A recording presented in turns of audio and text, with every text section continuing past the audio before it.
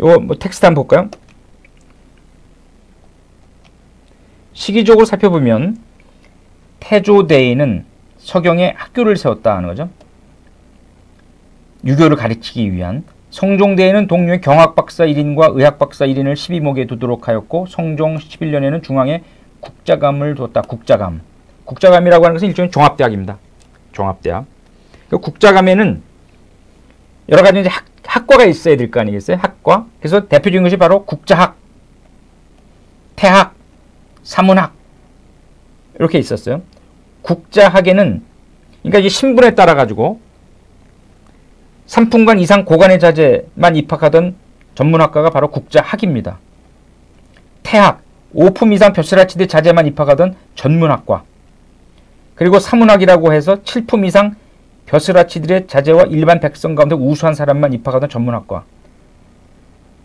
잘 보시기 바랍니다. 국자감은 일종 종합대학인데 여기는 이제 우리나라의 경우 지금 현대에 마찬가지로 과가 있어야 될 거 아니겠어요? 그래서 그 과로 국자학, 태학, 사문학 이렇게 뒀는데 거기에 들어갈 수 있는 입학 자격이 있었어요. 국자학 같은 경우에는 3품 이상 고관 자제, 태학 같은 경우는 5품 이상 벼슬아치 자제, 사문학은 7품 이상 벼슬아치 플러스 일반 백성 가운데 우수한 사람. 그래서 이제 국자감 내에는 이런 것이 있었고 유교 경전을 논어맹자 뭐 이런 거 기본 교재로 교육하여 유교 문화를 진행하는 데 앞장섰다. 그러니까 실상 사회적으로 지도층의 경우에 있어서는 이 유교를 공부하지 않으면 안 됐다는 거죠. 유학. 여기 한번 텍스트를 한번 볼까요? 아까 제가 설명드린 그 국자감에 있어서의 구분입니다.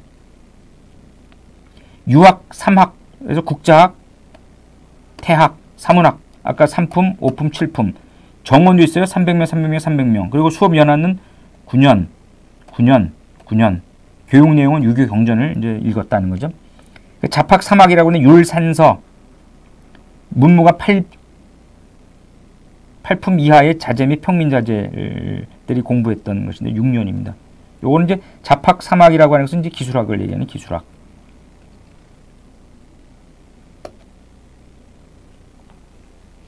(11대) 문종대인은 사숙이라고 하는 것은 이제 개인이 연 학교를 얘기하는 거죠. 사숙의 발달을 들 수 있는데 최충의 구제와 12공도를 통해 구경 3사를 익혀서 한문 문장을 자유롭게 쓸 수 있게 되었고 시문 사장에 능하게 되었기 때문에 과거를 보아 출사하기도 하였다 하는 겁니다. 최충이라고 하는 거, 그 다음에 12공도. 공도라고 하는 것은 교육기관을 얘기합니다. 이 구경은 뭐냐? 주역, 서경, 시경, 의례, 주례, 예기, 춘추자시전, 공양전, 이거 구경이. 3사는 사기, 한서, 후한서, 이거 역사책을 얘기하는 거죠. 구경, 3사 이런 게 있었다. 유교 경전을 읽으면서 또 한문 문장도 자유롭게 쓰고 뭐 이랬다는 거죠. 그리고 과거에 출사하기도 했다.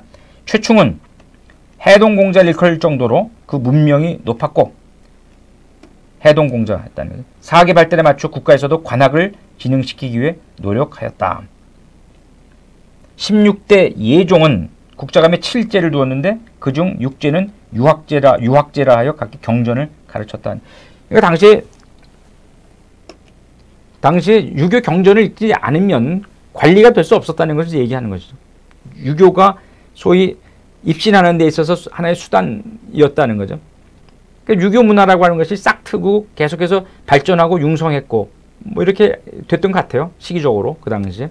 그러나 민간의 경우에 있어서는 규범 역할을 했던 것이 바로 불교가 나름대로 중요한 규범으로서 역할을 했다. 그러나 국가적으로 전체적으로 볼 때에 있어서의 지도 시스템, 이상 뭐 이런 거는 이제 유교에 근거한 것이었다. 요건 이제 같은 내용의 반복인데 다시 한번 보겠습니다. 인종대인은 학교 교육을 더욱 공고히 학제를 상정하는 한편 과거제도 역시 확장 보완에 내실을 기했다. 이 과거제도는 이제 유교 경전을 통해서 이제 시험 보고 또 판단하고 그랬죠. 경내의 국자감에는 육학, 국자학이 있었고 태학이 있었고 사문학이 있었고 유락, 서학, 산학을 두고 지방의 주군연에는 향교를 두었다. 향교. 유교를 공부시키기 위해서 국자감이 중앙에는 국자감이 있었고 지방에는 향교라고 하는 것을 두었다.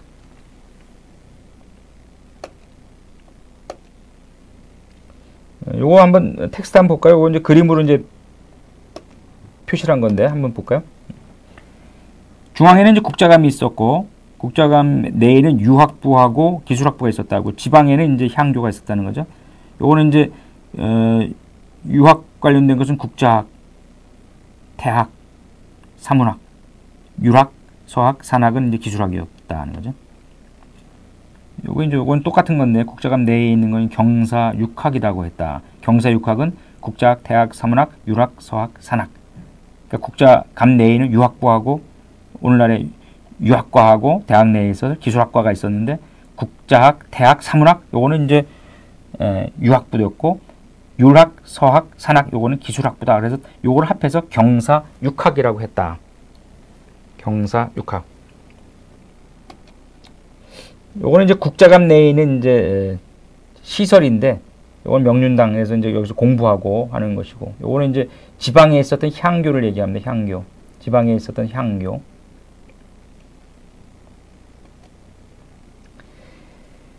그런데 이제 문제는 무인 집권 시대, 무인이 이제 집권하게 되는 거죠. 무인으로서 여러분 최충원 잘 아실 겁니다. 정중부라든가 이런 사람들 고려시대 때 무인 정권이 굉장히 오래 가잖아요. 그리고 몽고의 정치적 지배기를 거치면서 고려의 유교는 쇠락의 길을 걷게 됩니다. 제가 모두의 고려시대를 얘기했을 때 전쟁으로 점철된 시기였다라고 말씀드렸습니다. 거란 침입, 여진족 침입, 몽골 침입, 거기다가 무신 정권이 오랜 집권을 하잖아요. 그러니까 국민들의 삶이 피폐할 대로 피폐해졌다는 겁니다. 그것과 아울러서 또 정치적 기반을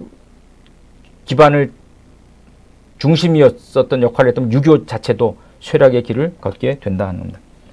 그러던 중에 안향이 이건 이제 시기적으로 1243년에서 1306년간에 생존했던 분인데 고려에 처음으로 성리학을 들여오게 됩니다. 성리학. 이를 통해 주작을 기본으로 하여 경사를 널리 탐구하는 학문 전통이 뿌리내려지게 된다. 주작을 기본으로 하는 경사를 널리 탐구하는 학문 전통이 뿌리내려지게 된다. 성리학을 들어오게 된다. 안향이 성리학으로 가지고 들어왔다. 이건 유명한 얘기 아니겠어요? 그리고 2세기 국학을 중심으로 하여 정몽주, 정도전, 하륜, 길제 신진학자들을 배출하게 된다. 이 사람들은 신진 4대부입니다. 다 아시겠지만 정몽주, 정도전, 하륜, 길제 이런 사람들은 조선의 개국에 있어서 공이 있는 분들이죠. 정몽주는 그 이전에 이제 죽임을 당했습니다만 정도전, 하륜, 길제 이런 분들은 신진 4대부로서 유교 주작에 근거한 공부를 했던 사람으로서 조선 개국에 결정적인 역할을 하는 인물이 되는 거죠. 이게 이제 안향의 영정입니다. 처음으로 우리나라의 고려시대에 성리학을 들여온 분입니다. 요번에 선죽전 정몽주가 이방원에 차례당한 것으로 알려졌는데 정몽주라고 하는 분이 그만큼 이제 잘 알려진 유학자이기 때문에 여기에 이제 한번 그림을 넣어봤습니다.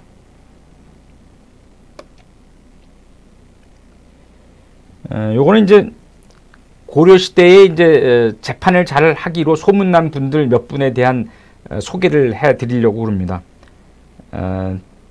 첫 번째 요 일화는 고려시대 때 이제 그 경상도 안찰부사,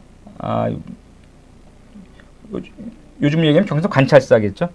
그 남매간에 있어서 이제 유산 상속 그 싸움과 관련돼서 이분이 이제 명 판결을 내립니다. 어떤 내용이냐? 어린 아들이 있고 또 장성한 딸이 있어요. 근데 아비가 죽게 됐어요. 그런 상황에서 아버지가 죽으면서 어린 아들한테는 어린 아들한테는 재물을 유산을 상속하지 않았어요. 딸한테만 줬단 말이에요. 딸한테만 줬다. 그러면서 아들에게 남긴 것은 자기가 입었던 검은 옷, 관 한 벌, 집신 한 켤레, 종이 한 권이다 하는 거죠. 나머지 재산은 결혼한, 출가한 딸한테 주고서 숨을 거두었다 하는 겁니다. 그러니까 이제 상속을 못 받았으니까 어린 아들 입장에서 볼 때는 뭐 생활이 말이 아니었겠죠. 이제 유언문서 작성하고 이제 사망했는데 후에 아들이 장성해서 유산이 누이에게 다 물려진 것을 알고 이제 이걸 따지러 간 겁니다. 그래서 이제 소를 제기했는데 오랫동안 결론이 나지 아니하였다. 그런데 이제 문제는 이것이 이제 손부사에게 이제 오게 된 거죠. 손부사가 이제 고민 끝에 판결을 내립니다. 요거 한번 판결 내린 거 한번 보실까요? 내가 너희 남매에게 그 답을 알려주겠다. 너희 아비가 만약에 아들에게 아비가 예상한 그러한 일이 발생한 경우에 자기가 물려준 종이로 소장을 작성하고 종이 물려줬다 그랬죠. 검은 옷을 입고 관을 쓰고 집신을 신고 관사에 가서 제소하면 이 문제는 해결될 수 있을 것이다. 이렇게 미리 생각을 했던 겁니다. 소지를 종이에다 쓰고 그리고 관을 쓰고 검은 옷 입고 관을 쓰고 집신 신고 가서 수령한테 이런 일이 있으니까 이걸 해결해 주십시오. 이렇게 하면은 분명히 해결해 주실 것이다. 이것이 너희 아비의 뜻이다. 이렇게 이제 해서 결정을 내려줍니다. 그러니까 서로 싸우지 말고 아비의 뜻을 잘 새겨서 재산, 누이에게 간 재산도 동생에게 다시 주고 이렇게 해서 잘 살도록 하여라 라고 하는 그런 가르침을 준 예라고 할 수 있겠습니다. 이게 이제 그림으로 한번 묘사를 해본 겁니다. 또 고려 말에 이보림이라고 하는 분이 있었어요. 굉장히 그 성품이 곱고 인품이 뛰어나서 백성들로부터 이제 칭송을 받던 분입니다. 이보림이라고 하는 분이 이제 경산, 지금의 성주의 수령으로 있을 때 일입니다. 텍스트 한번 보실까요? 예. 한 백성이 와서 사또 제 이웃에 사는 김가란 놈이 아무런 이유도 없이 제가 기르고 있는 소의 혀를 잘랐습니다. 아무런 이유 없이 내 소의 혀를 잘랐다는 겁니다. 이를 벌하여 주십시오라고 고하였습니다. 이보림이 김가를 불러 신문하였으나 끝내 김가가 그런 사실 없어요. 부인하는 거예요. 그러니까 이보림이 이리저리 고민한 끝에 꾀를 냈습니다. 먼저 혀가 잘린 소에게 한참 동안 물을 먹이잖아요. 갈증이 나게 만든 거죠. 그리고 갈증이 이제 생기도록 한 다음에 간장을 물에 타도록 했어요. 이제 짜지겠죠. 이는 소가 갈증이 난 상태에서 물이 있으면 그걸 먹으려 될 거 아니냐. 이런 발상을 한 겁니다. 이보림이 마을 사람들을 한 곳에 다 모았어요. 너희들이 차례대로 돌아가면서 이 간장 탄 물을 소에게 먹여라. 만약 소가 그 물을 마시려 하면 바로 물에서 떼어내라. 진짜로 마시면 안 되니까. 마을 사람들이 명령대로 그대로 따라 하였습니다. 마침 김가의 순서가 되어 그가 소 앞에 이르자 소가 깜짝 놀라 매어있던 줄을 뿌리치고 달아나 버렸다는 겁니다. 그러니까 이제 소가 그렇게 갈증이 났는데도 불구하고 김가한테 딱 가는 순간 김가를 알아보고 도망치려 했다는 겁니다. 왜냐? 자기 혀를 잘랐기 때문에. 그러니까 이보림이 이 얘기를 합니다. 어찌 네가 거짓을 고하려 하느냐? 바로 네가 범인이다. 그렇지 않다면 소가 어찌 너를 보고 저리도 급하게 겁에 질려 달아날 수 있겠느냐? 이보림의 이 말 한마디에 김가는 이웃집 소가 하도 제 벼를 뜯어먹기에 순간적으로 화가 나서 혀를 잘랐습니다. 저의 잘못을 용서해 주십시오 라고 자백하였다는 얘기입니다. 또 이보림이 내린 또 다른 판결이 있어요. 어떤 사람이 말이 농부의 밀밭에 들어가서 다 자란 밀을 모두 뜯어 먹어버렸어. 예전에는 이제 말을 키우면서 그냥 내버려뒀던 모양이에요. 그러니까 이제 말이 아무데나 가가지고 다 음식 되는 거, 먹을 만한 걸 다 먹었던 모양이에요. 말주인은 농부에게 내가 가을이 되면 이를 모두 갚아주겠소. 약속을 한 겁니다. 그런데 여름이 되어 밀밭에서 다시 싹이 돋아나게 되자 말주인은 자신이 약속한 말을 바꾸면서 여보시오, 밀밭에서 다시 싹이 돋아나니 밀을 수확할 수 있을 것이 아니오. 그렇다면 내가 그것을 갚아줄 이유가 없지 않냐. 그러니까 내가 경작하던 밀은 이제 다 못 쓰게 됐고, 그래서 내가 거기서 수확할 수 있는데 수확하지 못한 그 부분이 있을 거 아니에요. 이익이. 근데 어쨌든 간 다시 싹이 돋아나는 것을 보니까 이 말 주인이 이제 욕심이 생긴 거죠. 굳이 내가 갚을 이유가 없다. 이렇게 한 거죠. 그러니까 이 농부는 이를 괘씸히 여겨서 이제 관에 고소하게 되는 거죠. 그러니까 이를 접하게 된 이보림이 또 꾀를 내는 겁니다.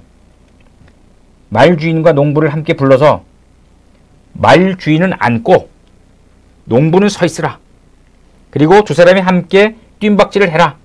그러니까 앉으면서 뜀박질하고 한 사람은 서서 뛰는 거죠. 내쳐진 자에게 벌을 내리겠노라 이렇게 명을 한 겁니다. 당연히 뜀박질을 하니까 앉아서 있는 사람하고 서서 할린 사람은 똑같겠어요? 그러니까 뜀박질에서 자꾸 멀어지게 되는 거죠. 말주인이 이보림에게 사또 이는 너무 불공평합니다. 저 사람은 서서 뛰고 소인은 이렇게 앉아서 뛰는데 소인이 어찌 저자를 앞지를 수 있겠습니까? 대체 이런 법이 어디 있습니까? 라고 이제 대드는 거죠. 그러니까 이제 이보림이 밀도 역시 그렇다는 거예요. 밀도 말이 먹은 뒤에 다시 싹이 나서 자라기는 하였으나 과연 수확이 제대로 될 수 있었겠느냐? 어찌 너와 같이 뻔뻔할 수 있느냐? 라고 하면서 당시에는 형장으로도 때리고 그랬죠. 그러니까 형장으로 다스리도록 하고 괘씸하다는 거죠. 농부의 손에도 배상토록 명하였다 하는 겁니다. 그러니까 이보림이라는 분이 굉장히 합리적으로 재판을 해서 명재판을 해서 이러한 분쟁을 해결했다 하는 그런 얘기입니다. 이런 것이 아무것도 아닌 것 같아 보여도 상당히 그 지혜를 발휘한 거 아니겠어요? 그러니까 이런 것을 통해서 그 고을 수령, 마을 수령들의 능력을 평가를 했다는 거죠. 능력을. 단순한 것 같지만 상당히 그 좋은 아이디어를 통해 가지고 지혜를 발휘했던 그런 명판결, 명판관이었습니다. 제7강 정리와 퀴즈입니다. 첫 번째, 고려시대 재산상속의 기본 원칙은 누차 제가 반복을 해서 설명을 드린 바 있습니다. 고려시대 때 재산상속은 어떻게 이루어졌는가? 형제들끼리 이게 좀 같이 똑같았습니까? 아니면 뭐 남녀 차별이 있었습니까? 어땠습니까? 기본 원칙은 뭐냐? 두 번째, 고려시대 혼인풍습. 고려시대 혼인풍습이라고 하는 것은 결혼해서 처가살이를 했는지 아니면 독립해서 살았는지 뭐 고려만의 독자적인 그런 혼인풍습이 있었죠. 세 번째, 고려시대의 남반은 무엇을 하던 얘기면 이건 고려시대 신분과 관련된 것인데 남반이라고 하는 것이 고려시대에 있었어요. 남반. 이거는 중인이죠. 중인. 근데 과연 남반 계급은 무엇을 하던 계급이었나 하는 겁니다. 네 번째, 경상도 안찰 부사였던 손변이 내린 재판에 등장하는 아비가 어린 아들에게 유산 대신 남겨준 네 가지 물목은 뭐냐. 어린 아들에게 아비가 죽으면서 유언장을 줍니다.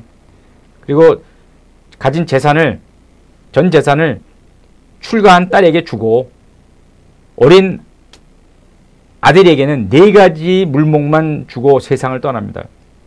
그리고 유언을 하는 거죠. 유언 내용이라고 하는 것은 이제 아들에게는 네 개 주고 딸에게 다 줘라 이 얘기인데 나중에 이제 그 얼마나 아이가 힘들었겠어요. 어린 아이가. 그러니까 나중에 이제 고을 수령을 이제 찾아가는 거죠. 손변이라는 분을 찾아가서 이런 일이 있을 수 있습니까? 왜냐하면 고려시대 때에 있어 재산상속 기본 원칙이 있었잖아요. 똑같이 나눠줘라. 근데 그게 안 되니까 억울하게 따라간 거예요. 그러니까 이제 고민 끝에 손변이라는 분이 이제 판정을 내린 겁니다. 그 네 가지 물목만 준 이유가 뭐냐 이거를 이제 분석한 거죠. 그래서 이제 정답을 내려줍니다. 네 아비가 죽으면서 이러이러한 것을 원했던 것이다. 앞으로 니를 둘 싸우지 말고 잘 우애 있게 잘 살아라 하는 그런 내용입니다. 다섯 번째, 고려시대 여성들도 제사를 지낼 수 있었다. 요거는 이제 고려시대 때 여인들의 지위와 관련된 겁니다. 고려시대 때 여인들의 지위가 어땠는가? 상당히 그 조선시대보다도 더 우월한, 그렇죠? 남자 거의 대등한 지위를 누렸다 이렇게 보시면 되겠습니다. 그러면 여성도 제사를 지낼 수 있었을까? 한번 살펴보시기 바랍니다. 여섯 번째, 고려시대에 있었던 오늘날의 종합대학에 해당되는 것, 종합대학. 종합대학 여러분 뭐 잘 아실 겁니다. 유교를 여기서 가르쳤을 거 아니겠어요? 또 뭐 기술도 가르쳤을 것이고. 그래가지고 여기에서 가르치는 것이 뭐 이렇게 해서 있었다 하는 겁니다. 고려 시대 오늘날의 종합대학에 해당되는 것은 뭘까요?